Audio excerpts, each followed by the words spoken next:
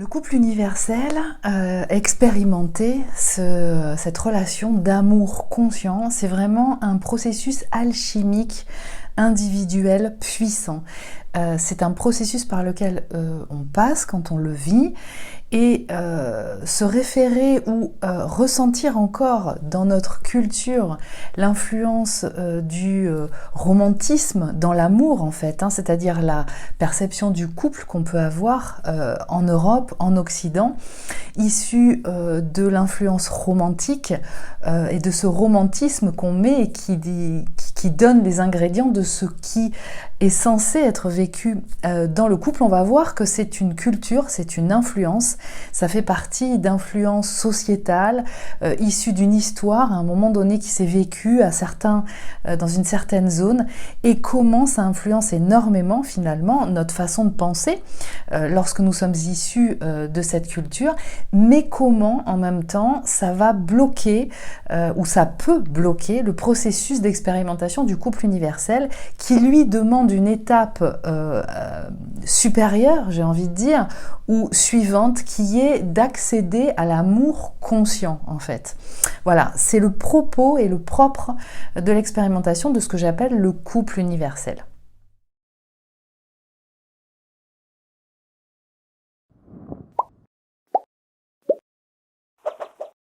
Mais avant de commencer, je voulais vous rappeler de visiter le site internet dont vous trouverez les informations sous la barre d'infos, donc cecilricolo.fr. Vous allez trouver sur le site internet toutes les informations me concernant mon activité, les avis des personnes qui me consultent, les actualités. Je voulais aussi vous inviter à, si vous le souhaitez, vous abonner à la mailing list pour recevoir toutes les informations que je vous envoie par mail régulièrement concernant les nouveautés, les événements. Et puis je vous rappelle aussi à cette occasion, pour ceux qui sont déjà abonnés ou ceux qui souhaitent s'abonner à la mailing list, de rajouter mon adresse mail que vous trouverez dans les renseignements à chaque fois dans vos contacts email pour être sûr de recevoir toutes les informations importantes relatives justement à mes envois de mail. Alors que ce soit aussi quand vous vous inscrivez à des webinaires, quand vous vous inscrivez à certaines, notamment aussi aux formations, renseignez bien, enregistrez bien mon adresse mail que vous trouverez dans la barre d'infos de toutes les informations que vous recevez de ma part, dans vos contacts mail pour être sûr d'avoir toutes les informations. Ou bien alors, allez vérifier dans vos spams de votre boîte mail, parce que la politique de privatisation et puis de filtrage de tous les opérateurs de boîte mail, quels que soient vos opérateurs, c'est considérablement renforcé depuis un certain temps, et c'est très bien. Et ce qui fait que si vous n'avez pas l'habitude d'envoyer des mails à certains contacts, et bien ça, quand vous les recevez par retour, et bien ça atterrit directement dans votre boîte mail. J'insiste sur ce point parce que il y a beaucoup de gens qui me demandent des informations ou qui me disent ne pas avoir reçu des confirmations. Donc allez vérifier dans les spams de votre boîte mail. Et notamment là, vous avez reçu un mail il y a quelques jours pour tous ceux qui sont abonnés. Donc en synthèse, si vous êtes abonné, ça ne veut pas dire que vous allez recevoir mes informations directement dans votre boîte principale. Donc pensez à les vérifier. Et puis je vous rappelle aussi qu'il y a la formation Comprendre le couple universel, approche systémique, qui est déjà en ligne, cette formation depuis bientôt un an, depuis fin 2023, qui est actuellement disponible sous un format où il y a sont des conférences, des ateliers conférences que j'ai animés et qui vous propose déjà en synthèse beaucoup d'informations concernant en tout cas de départ concernant justement l'expérimentation de ce couple, et que je suis en train d'augmenter par du contenu. Donc si vous souhaitez avoir accès à ces prochaines informations, ce contenu augmenté qui va venir régulièrement être augmenté, eh bien, vous pouvez d'ores et déjà adhérer à la formation, vous inscrire à la formation, sachant que je vous donne cette information parce que pour l'instant, elle a un prix qui se verra du coup évoluer par la suite. Et si vous y adhérez, et d'ailleurs je le dis à tous ceux qui se sont inscrits déjà, eh bien vous aurez accès à au complément, à tout le contenu augmenté, développé. Par la suite, ça ne changera rien pour vous, donc c'est une bonne nouvelle. Voilà. Et en tout cas, j'en profite pour vous remercier de la confiance que vous m'accordez et de votre fidélité. Alors, comment finalement le spectre de la représentation de l'amour et du couple et du romantisme qui influence encore notre façon d'expérimenter l'amour, vient bloquer en fait, ou vient contrarier l'expérience de ce duo qui nous invite qui va favoriser une évolution de conscience individuelle en chacun, et c'est la condition sine qua non pour y accéder. Et est-ce qu'il peut être expérimenté dans la matière? Est-ce qu'il peut être vécu en tant que couple ou pas? C'est ce que nous allons voir en fait aujourd'hui. Et en même temps, je vous inviterai aussi à répondre, si vous le souhaitez, dans les commentaires par rapport à ce que vous ressentez. Mais déjà, je voulais vous donner des informations, un peu d'histoire, ne fait pas de mal. L'amour et la représentation de l'amour romantique, eh bien, elle va donner, elle se donne à vivre souvent par une représentation d'un coup de foudre vis-à-vis de l'autre personne. Et puis aussi de ressentir qu'on va trouver la personne qui va être celle qui va être constamment là quand on va en avoir besoin, quand on se sentira mal, et pour laquelle on pourra aussi se démener en quatre pour pouvoir être à ses côtés dès que quelque chose ne va pas ou qu'elle en a besoin. En l'occurrence, être la béquille l'un de l'autre. Pour l'histoire, en fait, le romantisme en tant que tel, quand on parle de romantisme, qui n'est pas tout à fait ce qu'on entend, en tout cas par l'amour romantique tel qu'on peut le vivre aujourd'hui, au XXIe siècle, et qui a cours depuis un certain temps déjà, mais qui a quand même une influence dans la façon de se représenter le couple et l'amour depuis un certain temps, et qui est très culturel. Et le romantisme, c'est un mouvement littéraire et artistique qui est né en Allemagne et en Angleterre dans les années 1850, et qui est apparu, qui s'est développé en Occident et en Europe au début du XVIIIe siècle, qui implique que des personnages en fait s'amourachaient d'une passion destructrice ou impossible à vivre, et qui étaient prêts à se damner pour l'être aimé. Alors, il faut savoir que ce mouvement, il est apparu à une époque en Europe, à la suite et par opposition à une période de classicisme ou de néoclassicisme qui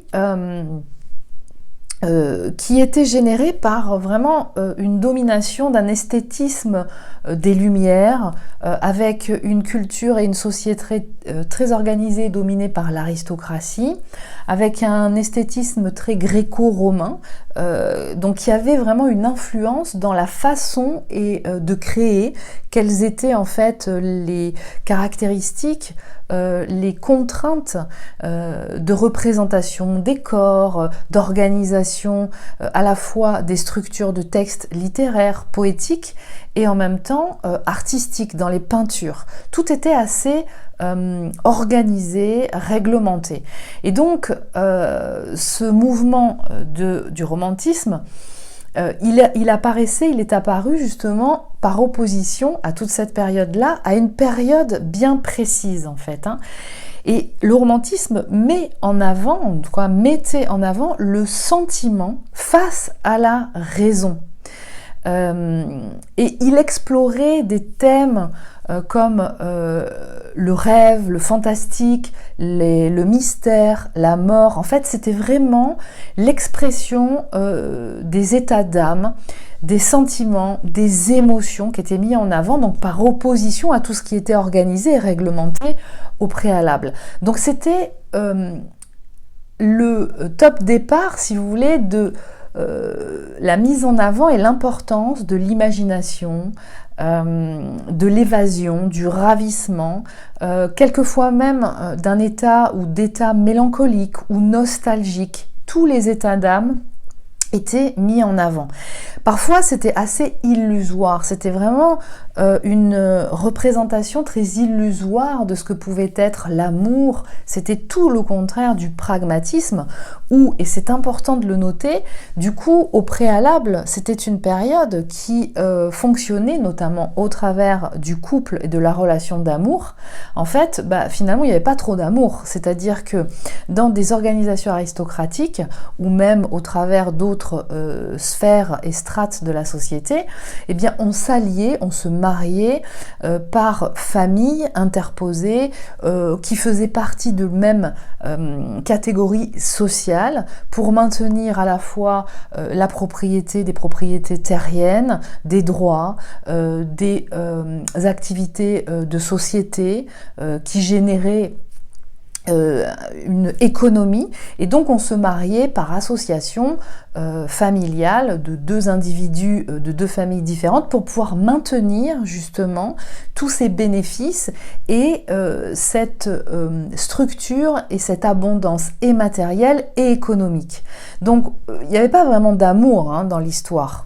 En général, une femme était choisie pour ce qu'elle représentait, ses bonnes manières, sa façon de pouvoir assister son époux. Elle ne travaillait pas, elle était sous la contrainte des décisions de son époux qui représentait en général en fait, qui avait les pleins pouvoirs par rapport aux finances de la famille et puis du coup aussi qui gérait les exploitations et les propriétés. Les hommes avaient l'autorisation de pouvoir avoir des relations extra-conjugales qui étaient organisées dans des endroits de ce qu'on appelait des maisons closes, mais les femmes étaient soumises à une organisation, avaient des enfants, étaient dans le devoir aussi d'assurer la descendance, et puis quand il y avait les moyens, suivant la catégorie socio-professionnelle, quelquefois même dans certaines sphères et dans certaines cultures, elles n'élevaient pas les enfants, il y avait des personnes et du personnel pour gérer et la maison et en même temps aussi le bien-être et puis l'éducation des enfants avec un percepteur qui venait à la maison, etc. Et puis pour le reste, pour les autres sphères sociétales, on se mariait peut-être par facilité, en essayant de se démener, de s'organiser du mieux qu'on pouvait en fait, ou parce qu'une femme s'était retrouvée enceinte des suites d'un rapprochement avec un homme, et puis en fait il fallait bien survivre, assurer un minimum de choses. L'homme avait une responsabilité de pouvoir faire certaines activités, ramener de l'argent à la maison, ramener du couper du bois, chasser, etc. Et la femme d'autres activités, et il s'agissait effectivement d'associer ses compétences pour pouvoir vivre plus facilement dans un environnement où il n'y avait pas de sécurité sociale, pas de sécurité matérielle, etc. Donc finalement, le couple était vécu d'une façon complètement différente d'aujourd'hui. Le romantisme, il est arrivé du coup pour briser un carcan de codes et de conventions qui saisissaient aussi dans la conception artistique. Et le romantisme est venu pour pouvoir offrir une liberté absolue de la création, c'est-à-dire qu'il prônait l'intuition, l'inspiration divine. Donc c'était vraiment ouvrir l'accès, on pourrait dire, à l'inspiration, au subconscient, à l'inconscient, quand auparavant était très installé justement quelque chose de très organisé et de très structuré, mais qui contraignait énormément. Donc le romantisme, à cette époque-là, c'était le droit à l'imagination individuelle à s'exprimer selon son propre langage. Donc c'était vraiment l'absolu du processus créatif. Et quand est-ce qu'il arrive, et c'est ça qui est important aussi, parce que de contextualiser par rapport à l'histoire, en tout cas en Europe, le romantisme, c'est au moment, en fait, l'embrasement du romantisme en Europe, il a été de nature essentiellement politique et il reflétait vraiment l'aspiration profonde des peuples à l'époque à voir les régimes, des régimes plus démocratiques remplacer les dynasties autoritaires qui avaient fait, qui s'étaient imposées et qui étaient en activité à ce moment-là, donc roi, empereur, etc. Donc l'homme à ce moment-là, il est devant un avenir ou un destin improbable, pas très sécurisé en fait. Il est face à des bouleversements politiques et sociaux sans précédent. Et pour resituer un petit peu la période de l'apparition du romantisme, eh bien, il y a 2 dates qui sont importantes. Et puis, je vais vous inviter justement à aller fouiller par vous-même pour voir au niveau historique quel était le contexte à ce moment-là. C'est entre 1793 et 1814. Et Alfred de Musset, dans Les Confessions d'un enfant du siècle, en 1836, il dit ceci: « Toute la maladie du siècle présent vient de 2 causes. Le peuple qui a passé par 1793, donc la Révolution, d'accord, et le début d'un certain nombre de levées et de violences du peuple dans certains endroits, et par 1814 porte au cœur 2 blessures. Tout ce qui était n'est plus, et tout ce qui sera n'est pas encore. Ne cherchez pas ailleurs le secret de nos mots, M-A-U-X. » Donc, resituer dans le contexte, en France en tout cas et en Europe, ce qui se passe à ce moment-là, beaucoup de guerres, beaucoup de confrontations, une perte de repères, sortir d'un carcan de quelque chose qui était très structuré, organisé, et donc à ce moment-là, le couple était donc cette fameuse représentation du mariage qui avait rien de sentimental, il n'y avait pas d'émotion, il n'y avait pas effectivement de ressenti fort, puissant, de nostalgie, de passion en fait. Le couple était une structure devant assurer en fait une abondance matérielle, financière, la filiation, la descendance, et chaque personne jouant un rôle dans lequel en fait elle devait se contraindre et pour laquelle elle était souvent élevée ou préparée, quelquefois pas préparée suivant le niveau de catégorie sociale.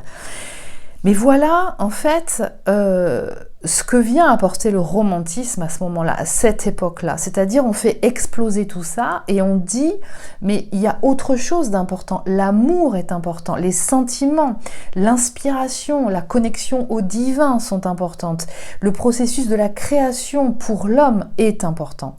Donc cette inspiration-là, en fait, du romantisme, on la retrouve, même si aujourd'hui, dans nos sociétés, c'est pas tout à fait comme à ce moment-là, à cette époque de l'influence du romantisme, comme il est appelé, mais on retrouve en fait cette situation où, à un moment donné, eh bien, on se retrouve à ne plus du tout être dans une situation, bien souvent, où on est obligé de se marier avec quelqu'un pour assurer une pérennité.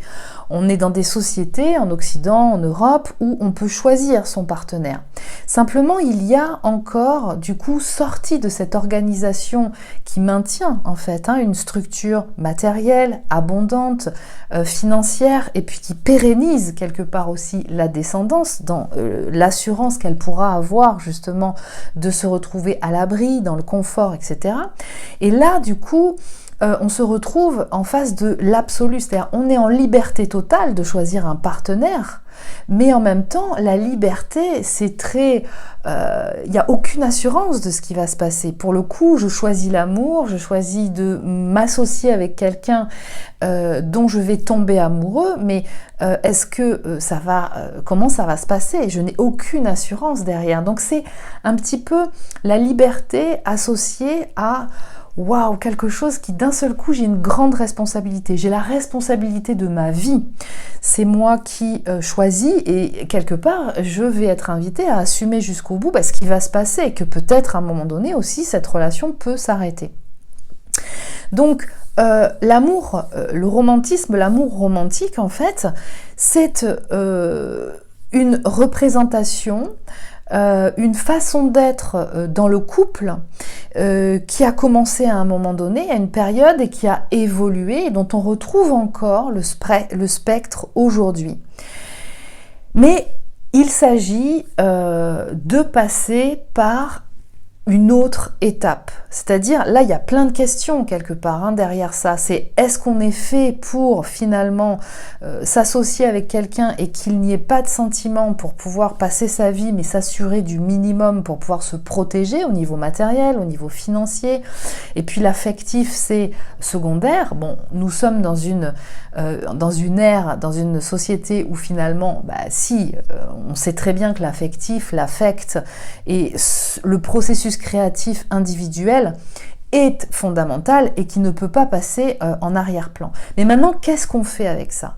Est-ce que le phénomène du coup de foudre, d'avoir et de vouloir avoir quelqu'un qui soit avec moi et qui me soutienne dès que je ne me sens pas bien ou qui pallie à mes manques de ce que je ne sais pas faire systématiquement, est-ce que ça fonctionne finalement? Aujourd'hui, on a, et jusqu'à présent, le couple a fonctionné selon ces critères-là, mais est-ce que finalement ça fonctionne réellement? Or, la proposition du couple universel est complètement différente. Est-ce que ce n'est pas justement le nouveau couple?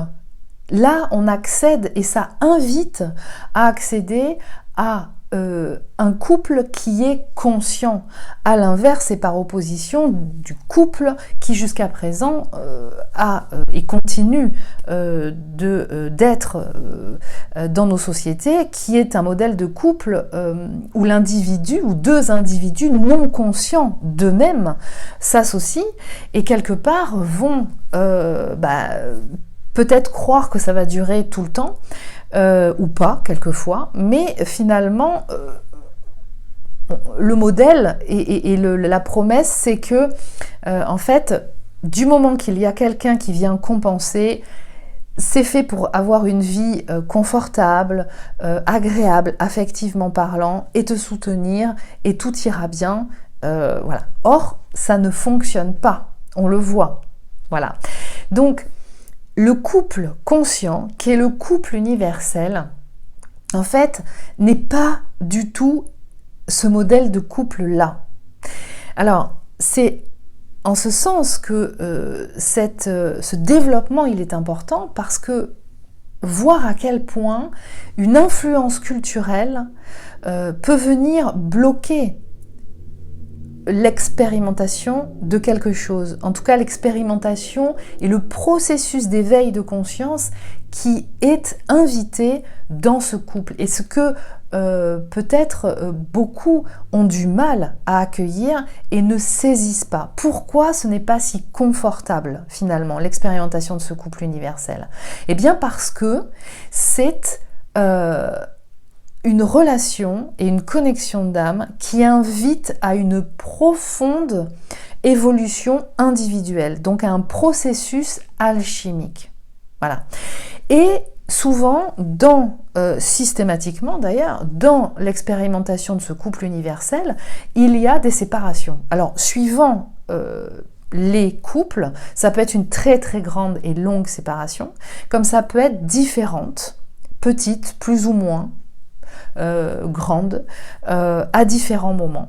Et ces séparations, elles sont essentielles parce que ce duo, il fait révéler à l'un et à l'autre des mémoires qui sont encore engrammées et qu'il est important d'alchimiser, c'est-à-dire de reprogrammer. Parce que ces informations-là, ce que j'appelle des mémoires, qui sont situées dans la banque de données mémorielles du subconscient et de l'inconscient, sont à l'œuvre, et même si vous ne le voyez pas au travers d'autres relations ou d'autres situations de vie, eh bien, elles contribuent à vous empêcher à être sur votre chemin, à être ce que votre âme est venue manifester.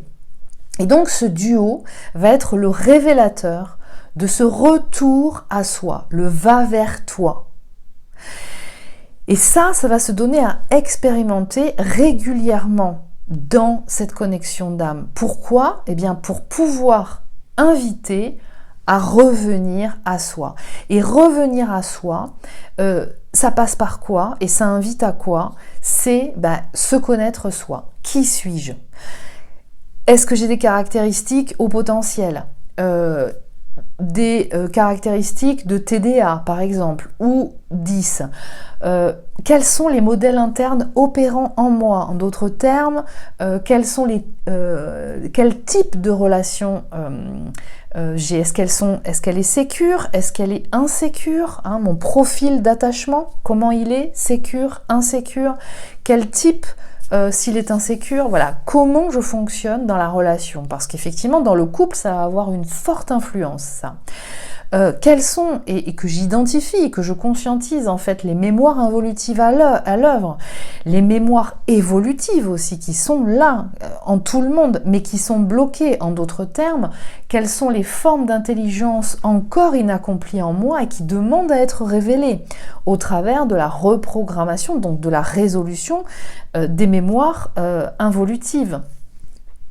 Donc ça va être une invitation à observer tout ça, qui je suis, comment je fonctionne, ce qui est encore dysfonctionnel en moi, et l'invitation à le faire évoluer, parce que rien n'est jamais définitif, et à reprogrammer.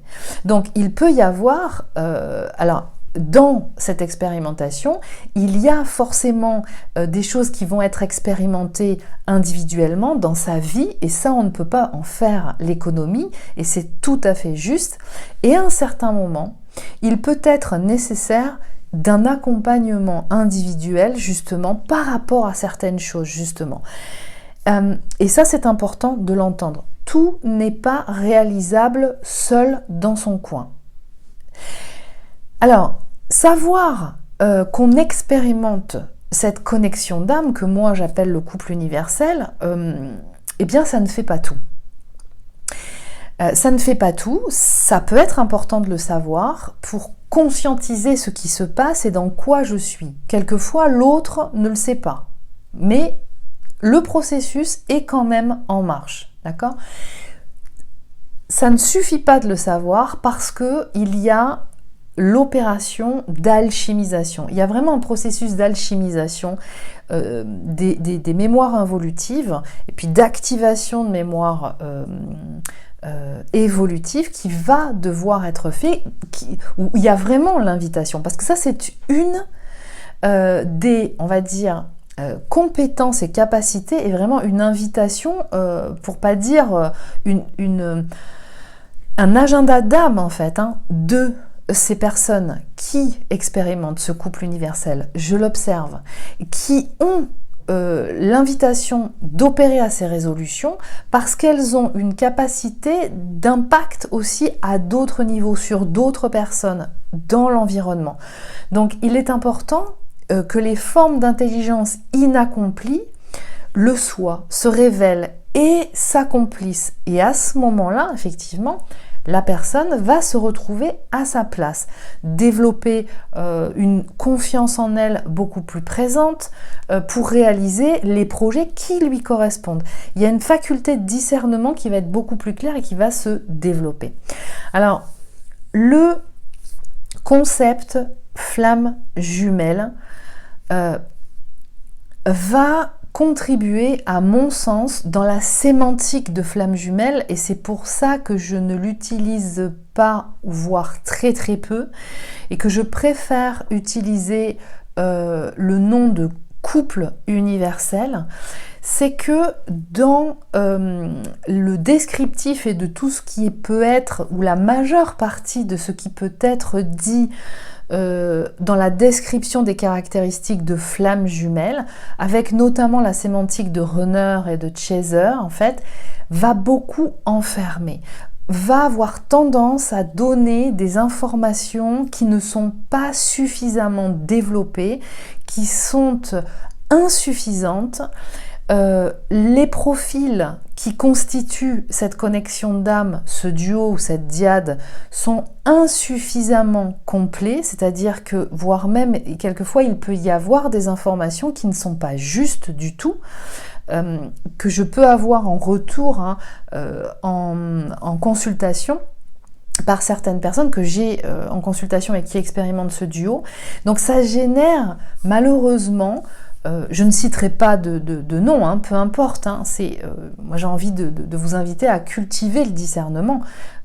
Ça fait aussi partie du processus que vous avez expérimenté et qui va beaucoup enfermer, qui peut vous faire croire partir d'un profil dominant, alors qu'en fait ce n'est pas de ce profil-là dont vous partez. Donc du coup le challenge et le qui je suis, comment je fonctionne et vers quoi je suis invitée à aller, du coup vous comprenez qu'il va être bloqué, ça va être complètement involutif, pas du tout constructif. Le concept de flamme jumelle tel qu'il est développé peut amener à se restreindre, à se bloquer, à suivre des indications trop précises qui sont contre-productives par rapport à vous, ce que vous avez à vivre, ce que vous avez à expérimenter.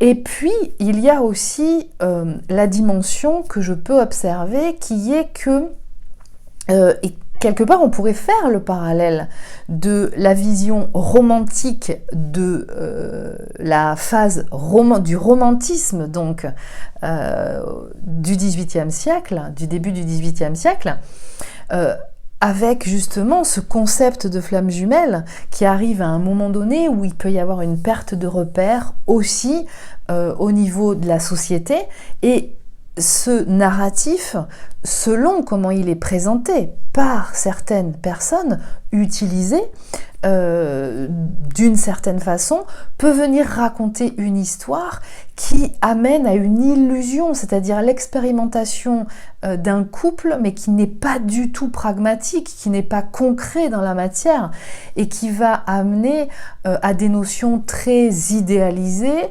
proches de la rêverie, du fantasme, qui amènent à l'expérimenter à distance, qui le maintiennent à distance, dans le sens de cet amour qui ne peut être vécu parce que moi je suis en couple, ou l'autre est en couple, ou les deux sont en couple, et que nous ne pouvons pas en fait mettre fin à deux couples ou deux mariages parce que ça ne se fait pas, et donc de continuer d'entretenir en fait une notion d'amour qui ne peut jamais être vécu quelque part, parce que l'amour à un tel niveau de puissance, eh bien, ça ne peut pas être vécu, ça ne peut qu'être souffrant. Donc derrière tout ça, il y a quand même beaucoup de mémoire, d'histoire, de culture, d'informations mémorielles quand même toujours enregistrées, transgénérationnelles aussi certainement, à des époques où on ne pouvait pas mettre fin au mariage, parce qu'encore une fois, s'il y avait une structure sociétale, culturelle, économique qui était la seule source de stabilité et de protection dans la vie. Donc, est-ce que ce concept, le narratif de flamme jumelle, justement, ne vient pas entretenir cette vision de l'amour très illusoire et peut-être perché, éthéré, qui n'a absolument pas sa place dans le quotidien, dans le pragmatique. C'est-à-dire qu'en fait, l'amour, ça n'est pas terrestre, ça n'est pas humain. Parce que si on commence à le vivre dans la matière, quelque part, ça devient sale, ça devient ah ben là, si on commence à mélanger nos panières à linge sale, alors là, moi, ça me fait plus rêver. Voilà, quelque chose de cet ordre-là. Or, l'invitation à manifester cet amour, il est aussi concret, pragmatique, dans la matière.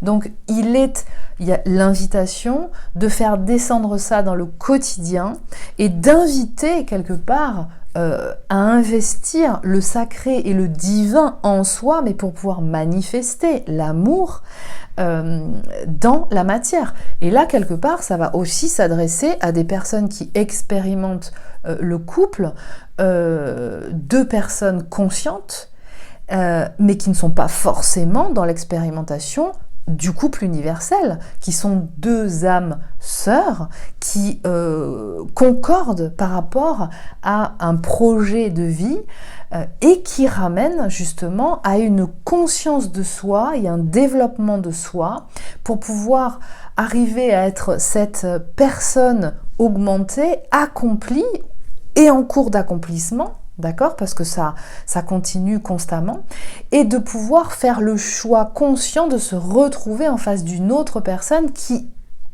a intégré cette autonomie aussi d'elle-même et qui sait être avec elle-même, qui se connaît et qui prend en charge et qui génère effectivement tout un tas de blessures qui sont à l'origine en fait d'émotions qui pourraient être peut-être déplacées ou de comportements dysfonctionnels.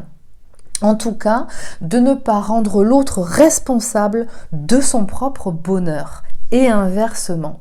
Donc, il se trouve que dans le narratif et le concept de flamme jumelle, il peut y avoir aussi beaucoup de profils qui ont tendance à ne vivre la relation de couple ou d'amour romantique illusoire que à distance et de l'ordre de la rêverie. Et je pense à certains profils prédominantes subconscientes yin qui peuvent avoir tendance à ne pas être très pragmatiques au départ, d'accord, mais qui pourraient de par un certain nombre d'indicateurs pas du tout pragmatiques, et ce n'est pas un jugement, mais c'est une constatation, et qui pourraient penser être en train d'expérimenter de l'amour dans une relation où finalement il pourrait ne pas y avoir grand-chose d'autre qu'une connexion, une compréhension à un moment donné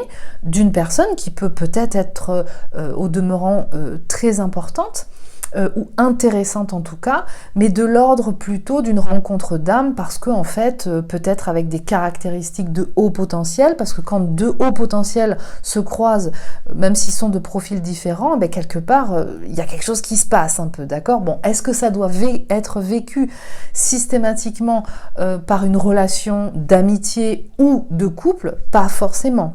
Mais il peut y avoir cette tendance-là qui peut amener du coup à certaines personnes, je dis bien et je pèse mes mots, certaines personnes penser qu'elles sont en train d'expérimenter le lien de flamme jumelle, alors qu'en fait, elles partent d'une prédominante subconsciente yin et qu'elles sont en face d'une autre prédominante subconsciente yin. Par exemple, ce n'est pas que ce cas-là qui peut être expérimenté.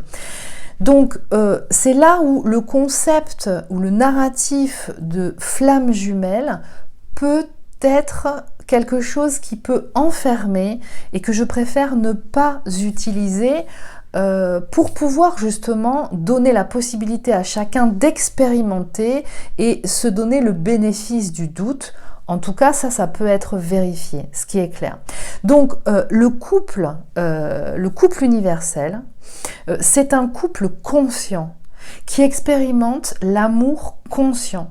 Donc, c'est une association de deux personnes qui sont en cours d'accomplissement ou qui, à un moment donné, sont accomplies, c'est-à-dire qui investissent les formes d'intelligence qui étaient inaccomplies encore.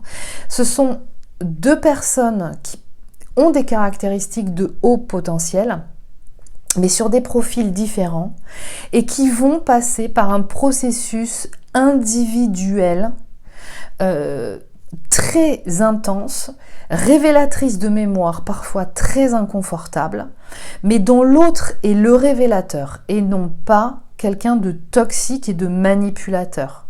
Quelquefois, il peut y avoir la croyance que ça l'est, mais au final, ça ne l'est pas.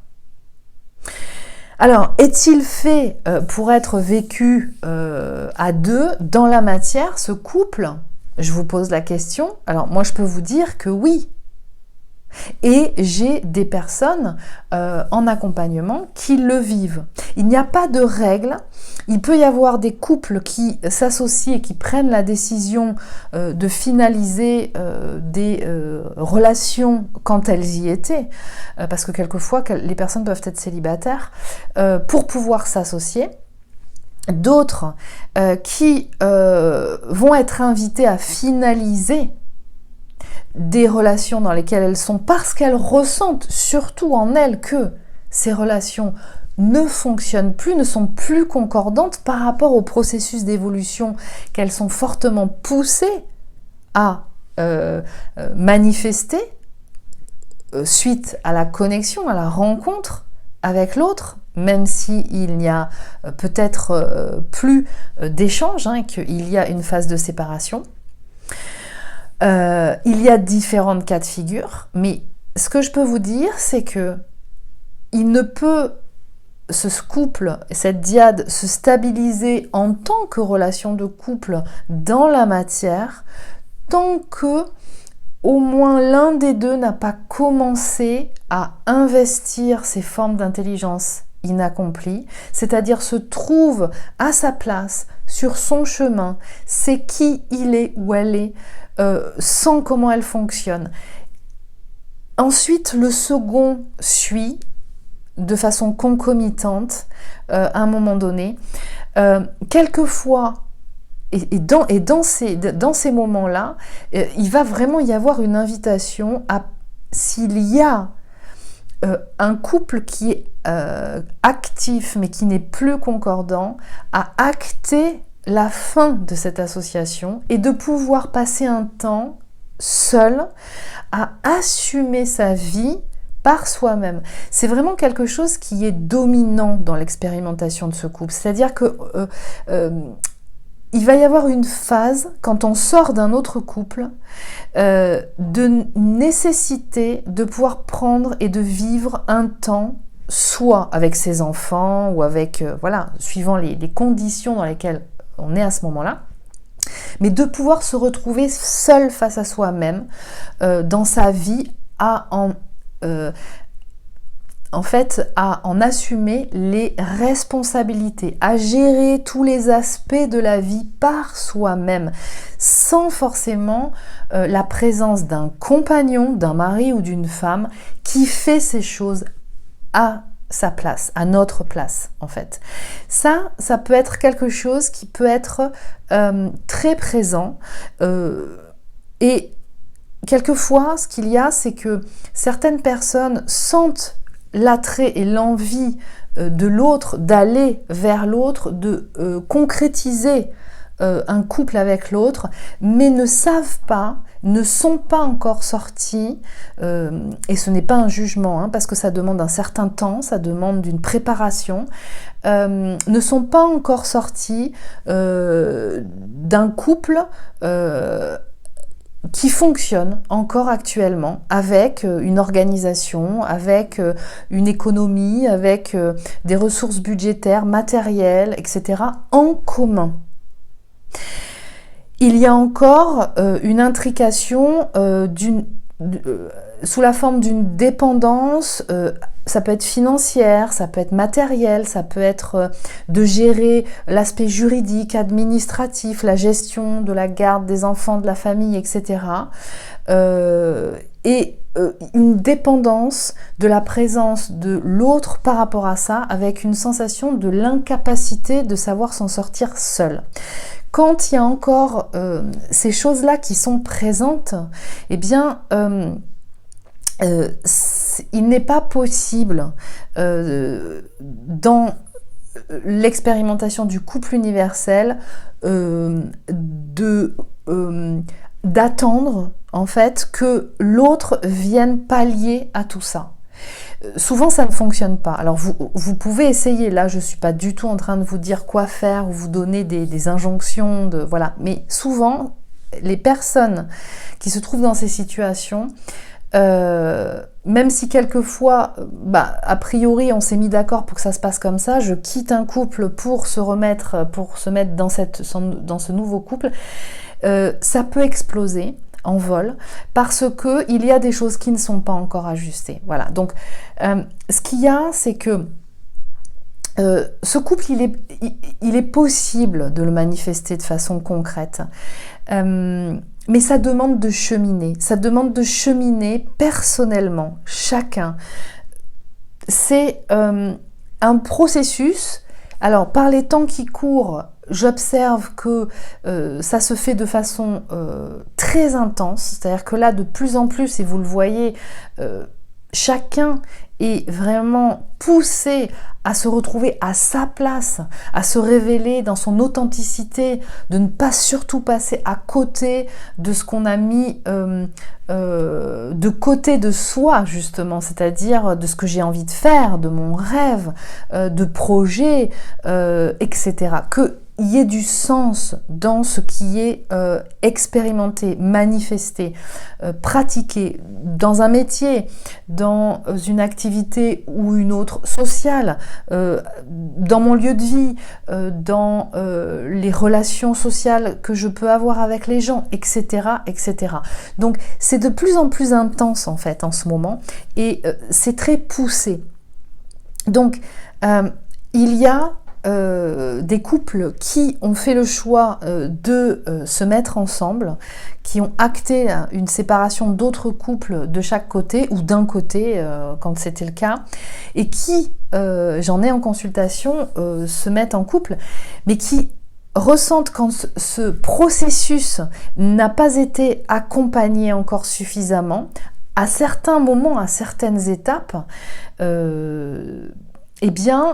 une intensité énergétique qui va se traduire par une intensité de mémoire négative, d'accord, qui va, alors ce que certains appellent le sombre à l'œuvre, d'accord, mais en fait ces mémoires involutives, elles sont enregistrées dans notre banque de données mémorielles, on les porte et jusqu'à présent elles n'avaient pas été suffisamment révélées ou on n'avait pas voulu les voir.